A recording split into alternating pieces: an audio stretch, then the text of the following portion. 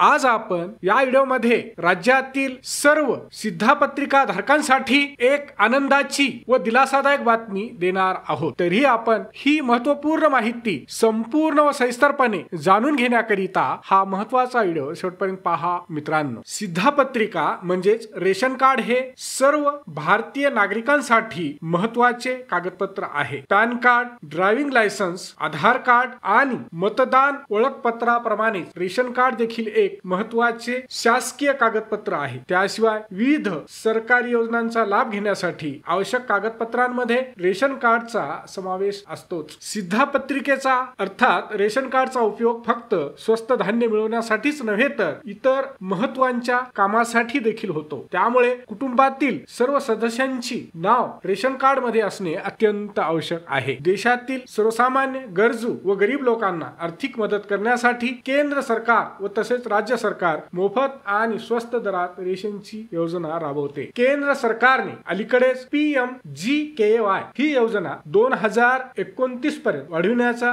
निर्णय घेतला आहे। देशाचे पंतप्रधान श्री नरेंद्र मोदी यांच्या अध्यक्षतेखाली अलीकडेच झालेल्या केंद्रीय मंत्रिमंडळाच्या बैठकीत हा महत्त्वाचा निर्णय घेण्यात आला होता। PMGKY या योजनेअंतर्गत आता रेशन कार्ड धारकांना मार्च 2029 पर्यंत म्हणजे 5 वर्षासाठी फ्री म्हणजे मोफत रेशन धान्याचा लाभ मिळणार आहे। दुसरे महत्त्वाचे म्हणजे सरकारच्या नवीन नियमांतर्गत आता रेशन कार्ड मध्ये नाव असलेल्या कुटुंबातील सर्व सदस्यांची eKYC पडताळणी प्रक्रिया पूर्ण न केल्यास संबंधितांना रेशन धान्याचा लाभ मिळणार नाही असे पुरवठा विभागाकडून सांगण्यात आले आहे। त्यामुळे आता प्रत्येक रेशन कार्ड धारकाला eKYC करणे बंधनकारक करण्यात आले आहे। KYC केल्यामुळे बोगस धान्य वाटपास आळा बसेल असे सरकारचे म्हणणे आहे। अशातच सर्व रेशन कार्ड धारकांसाठी एक आनंदाची व चांगली बातमी समोर आली आहे। सरकारने राज्यातील सर्व सिद्धापत्रिका धारकांना eKYC करणे बंधनकारक केलेले आहे। आतापर्यंत स्वस्त धान्य दुकानातून ePOS मशीनद्वारे KYC करण्यात येत होती, परंतु KYC प्रक्रिया पूर्ण करताना रेशन कार्ड धारकांना अनेक अडचणींचा सामना करावा लागत होता।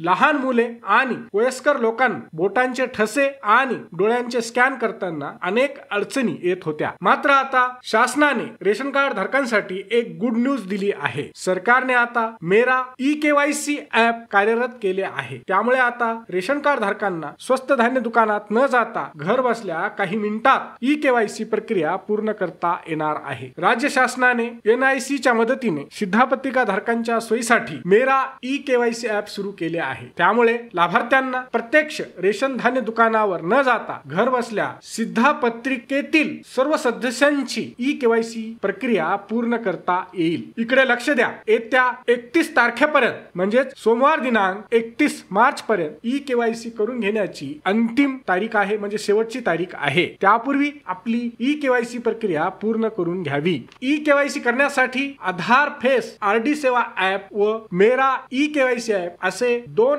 ऍप कार्यान्वित केले आहेत। हे दोन्ही ऍप आपल्या मोबाईल मध्ये डाउनलोड करणे आवश्यक आहे, तरच आपल्याला eKYC करता येऊ शकते। आता पाहू सुविधा व मुख्य वैशिष्ट्ये। नंबर 1 फेस ऑथेंटिकेशन तंत्रज्ञानाद्वारे झटपट पडताळणी। नंबर 2 घर बसल्या सरळ व सोप्या पद्धतीने eKYC करता येते। नंबर 3 रास्त भाव दुकानदार किंवा इतर लाभार्थी eKYC करू शकतो। नंबर 4 eKYC करण्यासाठी आधार मोबाईल नंबरची लिंक असणे आवश्यक आहे। हा व्हिडिओ शेवटपर्यंत पाहिल्याबद्दल आपल्या सर्वांचे अगदी मनापासून आभार। खूप खूप धन्यवाद। जय महाराष्ट्र।